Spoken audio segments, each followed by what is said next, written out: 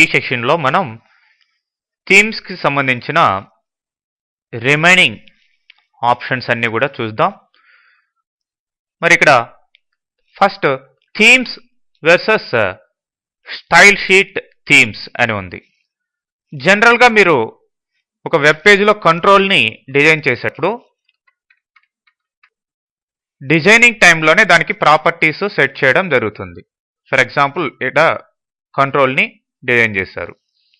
మరి ఇక్కడ కంట్రోల్స్ని ఇవి డిజైన్ చేసినప్పుడు మీరు డిజైన్ టైంలో ప్రాపర్టీస్ని ఇస్తారు. ఇట్లా ప్రాపర్టీస్ తీసుకొని ఫర్ ఎగ్జాంపుల్ ఇక్కడ 4 కలర్ సంథింగ్ రెడ్ కలర్ ఇచ్చారు.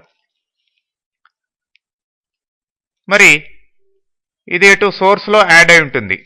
ఏంటి 4 కలర్ రెడ్ ఇక్కడ యాడ్ అయింది. మరి మీరు థీమ్ని అప్లై చేసినప్పుడు ఆ థీమ్ ఏం చేస్తుంది, థీమ్లో ఉన్న సెట్టింగ్స్ని బట్టి ఈ యొక్క మీరు డిఫాల్ట్గా డిజైన్ టైంలో ఇచ్చిన ఈ యొక్క ప్రాపర్టీస్ని ఓవర్ రైడ్ చేస్తుంది ఈ యొక్క థీమ్. రన్ చేసి చూడండి.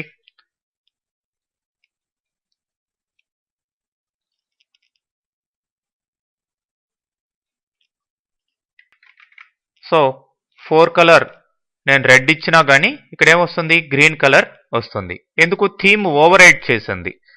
మరి ఇలా థీమ్ ఓవర్ రైడ్ చేయకుండా ఈ యొక్క మీరు డిజైన్ టైంలో చేసిన ప్రాపర్టీస్ అలానే ఉండేటట్లుగా, అంటే కొన్ని కంట్రోల్స్ ఓవర్ రైడ్ కావచ్చు, కొన్ని కంట్రోల్స్ ఓవర్ రైడ్ కాకుండా మీరు డిజైన్ చేసినట్టు డిజైన్ టైంలో ఏ విధమైన ప్రాపర్టీస్ సెట్ చేశారో అదే విధమైన అపిరియన్స్ వచ్చే విధంగా మీరు ఇక్కడ థీమ్ అనే దానికి బదులు మీరు స్టైల్ షీట్ థీమ్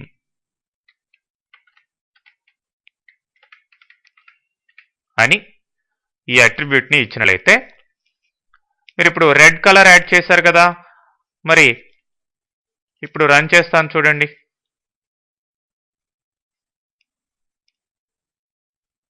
మీకు రెడ్ కలరే, ఏ కలర్ అయితే సెలెక్ట్ చేశారో ఆ కలరు, రెడ్ అయితే రెడ్, ఏ కలర్ అయితే ఆ కలరు వస్తుంది. అంటే డిజైన్ టైంలో ఏదైతే సెట్ చేశారో అది థీమ్ అనేది ఓవర్ రైడ్ చేయలేదు. మరి ఇక్కడ 2 టెక్స్ట్ బాక్సులు ఉన్నాయి. మరి 2 టెక్స్ట్ బాక్సులకి ఇక్కడ స్కిన్ ఐడి ఇంతకు ముందర సెట్ చేస్తున్నాను, దాన్ని తీసేస్తాను ఇప్పుడు. మరి ఇప్పుడు 2 టెక్స్ట్ బాక్సులకి మీరు డిఫరెన్స్ చూసినట్లయితే తెలుస్తుంది మీకు ఏ విధమైన అపిరియన్స్ ఉందో.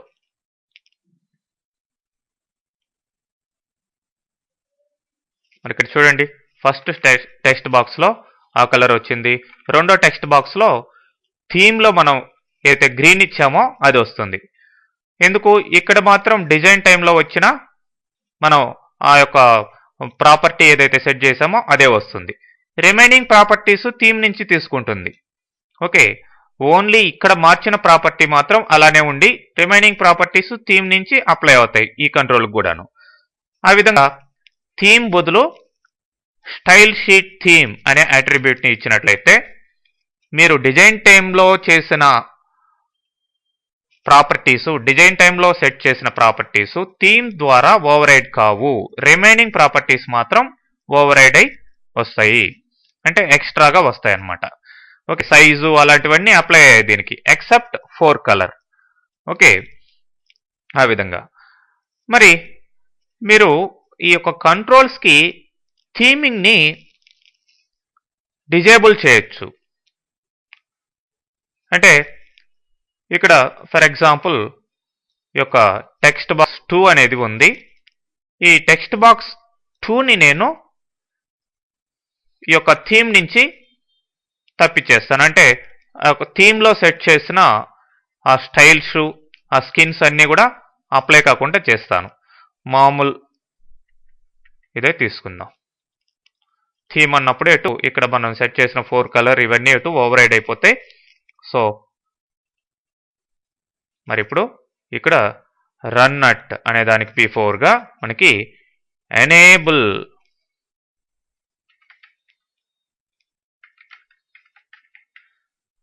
Equal to falls. ఆ పర్టికులర్ కంట్రోల్కి మాత్రము నేను థీమింగ్ ఎనేబుల్ని ఏం చేశాను, ఫాల్స్ చేస్తాను. సో ఈ పర్టికులర్ టెక్స్ట్ బాక్స్ థీమ్స్ని ఫాలో కాదు. ఆ విధంగా మీరు మీ యొక్క వెబ్ పేజెస్లో స్పెసిఫైడ్ కంట్రోల్స్కి థీమ్ని వర్క్ కానియకుండా డిజేబుల్ చేయొచ్చు అన్నమాట, ఎనేబుల్ థీమింగ్ అనే అట్రిబ్యూట్ ద్వారా. చూడండి, ఫస్ట్ కంట్రోల్కి థీమ్ అప్లై అయింది, అదే రెండో కంట్రోల్కి థీమ్ అప్లై కాలేదు. ఓకే, మరి మీ యొక్క థీమ్స్ ఏవైతే క్రియేట్ అయి ఉన్నాయో ఆ థీమ్స్ని మీరు ఎంటైర్ అప్లికేషన్స్కి, అంటే ఎంటైర్ వెబ్సైట్కి అప్లై చేయాలి అంటే ఇప్పుడు ఫర్ ఎగ్జాంపుల్ చూడండి, ఇక్కడ నంబర్ ఆఫ్ వెబ్ పేజెస్ ఉన్నాయి. ఈ వెబ్ పేజెస్ ప్రతిదానికి అప్లై కావాలంటే ఈ విధంగా పేజ్ డైరెక్టివ్లో ఈ విధంగా థీమ్ ఈక్వల్ టు అని ఆ థీమ్ని మెన్షన్ చేయాల్సిన అవసరం ఉంది. అయితే ఇక్కడ మీకు web.config ఫైల్ అనేది ఉంది. ఈ యొక్క web.config ఫైల్లో మీరు ఆ యొక్క థీమ్ని మెన్షన్ చేసినట్లయితే మీకు అన్ని పేజెస్కి కూడా మీరు ఇచ్చిన థీమ్ అప్లై అవుతుంది. అది ఏ విధంగా చేయాలంటే మొత్తం web.configలో ఉన్నది మొత్తం రిమూవ్ చేసేసాను. ఇప్పుడు కాన్ఫిగరేషన్, అందులో system.web మరి ఇంకొక ఎలిమెంట్ కూడా పెడుతున్నాను. ఇప్పుడు pages theme equal to theme name ఏంటి, థీమ్ ఏబిసి.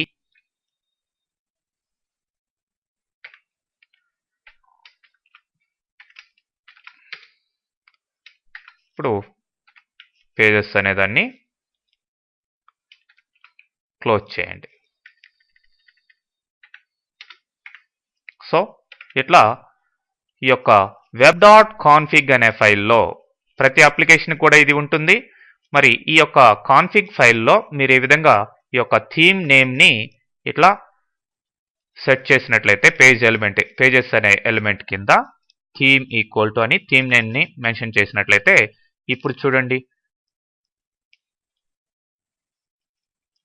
ఇక్కడ నేను థీమ్ ఈక్వల్ టు అనేదాన్ని రిమూవ్ చేసేస్తాను. థీమ్ ఇక్కడ ఇవ్వను. So run now, is showing some errors.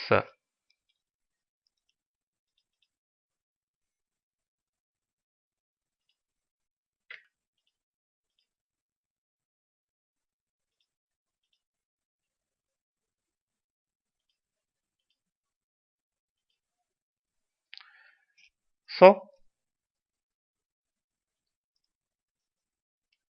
Run చేశాను.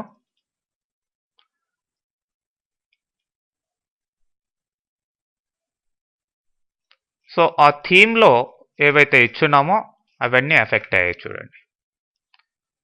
ఓకే, మరి ఇక్కడ ఈ యొక్క పర్టికులర్ పేజ్కి నేను అప్లై చేయటం లేదు, ఆల్రెడీ web.config అనే ఫైల్లో ఈ విధంగా సెట్ చేస్తున్నాను. కాబట్టి ఆటోమేటిక్గా అన్ని పేజెస్కి, not only 19th one, suppose you take some 18th, దీన్ని చూడండి, దీనికి కూడా సేమ్ అప్లై అవుతాయి.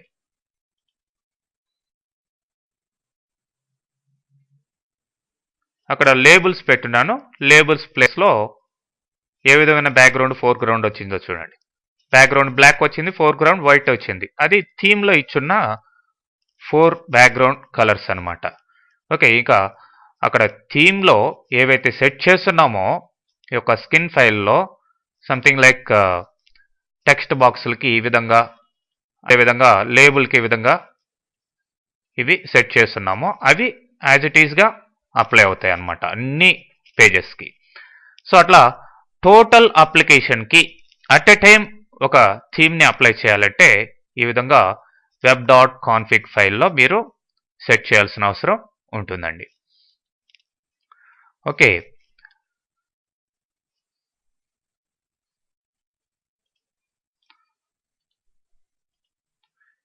నెక్స్ట్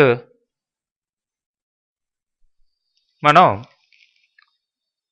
web.config ఫైల్లో అన్నిటికీ అప్లై అయ్యే విధంగా సెట్ చేసాం. అయితే ఇక్కడ ఒక పర్టికులర్ వెబ్ పేజ్కి మాత్రం ఆ యొక్క కాన్ఫిగ్ ఫైల్లో ఉన్న థీమ్ సెట్టింగ్స్ అప్లై కాకూడదు అనుకుంటే మీరు ఈ విధంగా డిజేబుల్ చేయొచ్చు. పేజ్ డైరెక్టరీ దగ్గర టోటల్ ఈ వెబ్ పేజ్ మొత్తానికి enable theming equal to falls. ఇప్పుడు చూడండి, దీన్ని రన్ చేయండి. ఆ థీమింగ్ దీనికి ఎట్టి పరిస్థితుల్లో కూడా అప్లై కాదనమాట. మీరు డిజైన్ టైంలో ఏ విధంగా ఇచ్చారో అదే విధంగా ఉంటుంది. థీమ్స్ అప్లై కాలేదు టు దిస్ పర్టికులర్ పేజ్. మరి రిమైనింగ్ పేజెస్ అన్నిటికి కూడా అప్లై అవుతుంది అనమాట ఆ థీమింగ్ అనేది. ఓకే, మరి ఈ web.config ఫైల్లో నేను ఈ థీమ్ని రిమూవ్ చేసేస్తాను. ఎందుకంటే నెక్స్ట్ మనం వేరే ఎగ్జాంపుల్స్ని తీసుకోబోతున్నాం. సో ఇప్పుడు కాన్ఫిగ్ ఫైల్లో మన థీమ్ లేదు.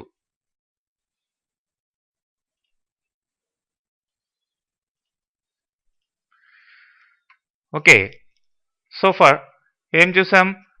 Themes versus style sheet themes. అట్లనే డిజేబుల్ ఎలా చేయాలి, web.config ఫైల్లో ఎలా ప్లేస్ చేయాలి. మరి next adding cascading style sheets to themes.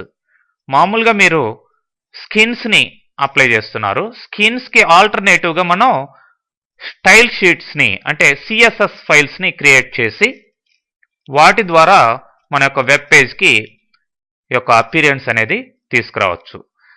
మరి మీరు స్కిన్స్ని ఏ విధంగా అయితే యాడ్ చేశారో థీమ్స్ ఫోల్డర్ కింద, అలానే ఈ యొక్క స్టైల్ షీట్స్ని కూడా యాడ్ చేయాల్సిన అవసరం ఉంటుందండి. Just like this. ఇక్కడ రైట్ క్లిక్ చేయండి ఆ థీమ్ కింద, యాడ్ న్యూ ఐటమ్ అలా తీసుకోండి. ఇప్పుడు ఇక్కడ స్టైల్ షీట్ అని వస్తుంది. దానికి సంబంధించిన ఫైల్ నేమ్ .css ఎక్స్టెన్షన్ కూడా వస్తుంది. ఓకే అని ఇచ్చినట్లయితే మీకు ఇక్కడ స్టైల్ షీట్కి సంబంధించిన కోడింగ్ రాయాల్సిన అవసరం ఉంటుంది. ఓకే, నేను దీన్ని రిమూవ్ చేసేస్తున్నాను. ఆల్రెడీ ఒక స్టైల్ షీట్ని ప్రిపేర్ చేస్తున్నా, దాన్ని అప్లై చేసి చూస్తాం.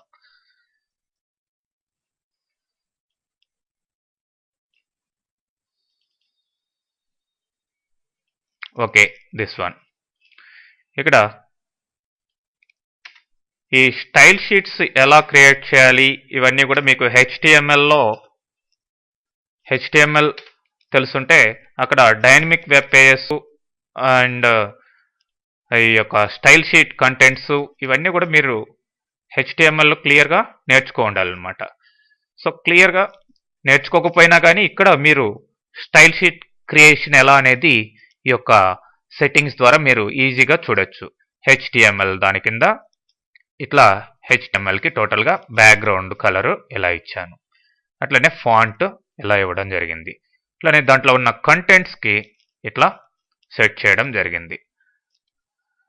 నెక్స్ట్ హెడ్డింగ్ ఏదైతే ఉందో H1 అనే హెడ్డింగ్ ఉంటే ఈ విధమైన కలర్స్, ఫాంట్ సైజెస్ ఇట్లా ఇచ్చాం. అదే లేబుల్స్ ఉంటే ఇట్లా ఇచ్చాం.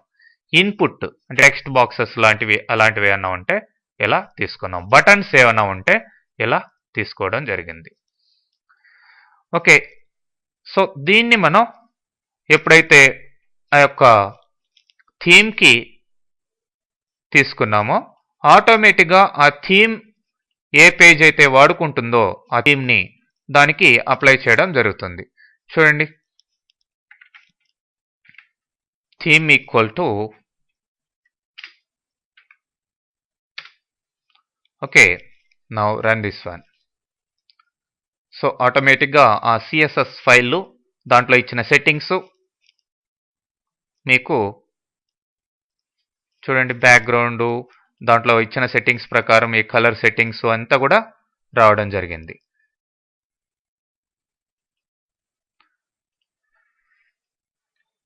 Next changing page layouts with CSS. Page లేఅవుట్స్ని ఎలా మార్చొచ్చు అనేది చూసినట్లయితే ఇక్కడ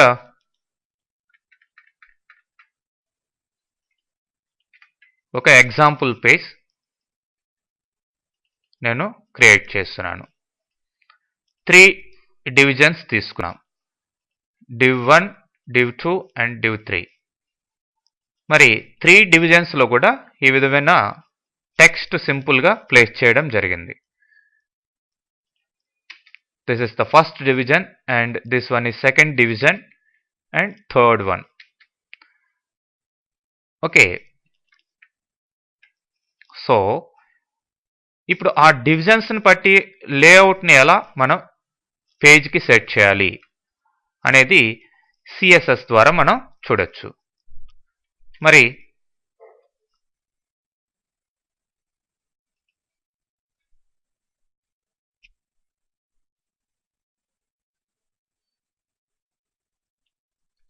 ఇక్కడ కొత్త థీమ్ని తీసుకుంటున్నాను. Theme IJK. ఓకే, ఆ థీమ్లో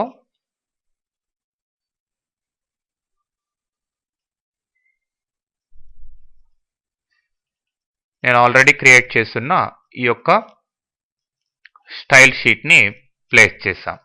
మరి డివిజన్ 1 ఎలా ఉండాలి, దాని ఫ్లోటింగ్ వచ్చేసి left, width and margin, padding, back colour plus set చేసాం. మరి డివిజన్ 1 తర్వాత డివిజన్ 2 ఎలా ఉండాలి, అట్లనే డివిజన్ 3 టోటల్గా సెట్ చేయడం జరిగింది. ఓకే, మరి ఈ స్టైల్ షీట్స్ని మీరు సింపుల్గా చూడండి. స్టైల్ షీట్ క్రియేట్ చేసేటప్పుడే ఇక్కడ ఏ ఎలిమెంట్స్ ఉన్నాయి ఇవన్నీ కూడా క్లియర్గా మీకు ఇక్కడ లిస్ట్ అవుట్ అవుతుంది. కాబట్టి మీరు స్టైల్ షీట్స్ని చాలా సింపుల్గా క్రియేట్ చేసుకోవచ్చు.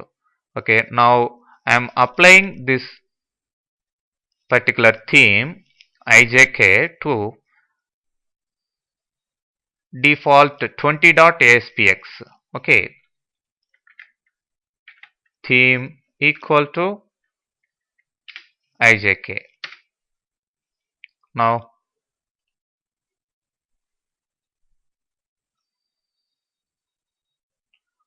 యాక్చువల్గా 1 after 1 ఉన్న ఈ యొక్క డివిజన్స్ ఏమైనాయి, ఫ్లోటింగ్ మోడల్లో లెఫ్ట్ ఫ్లోటింగ్ తీసుకొని ఇట్లా ఫ్లో మోడల్లో రావడం జరిగింది. ఓకే, ఆ విధంగా మనం ఆ యొక్క డివిజన్స్ యొక్క లేఅవుట్స్ని చేంజ్ చేయొచ్చు. అలానే వన్ మోర్ ఎగ్జాంపుల్ మనం చూసినట్లయితే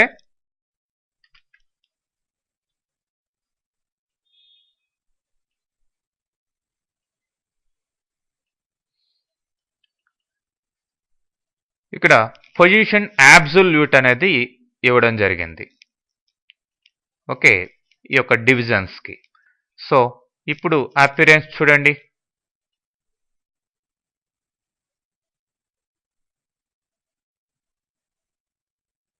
సారీ, రన్ పేజ్ 20.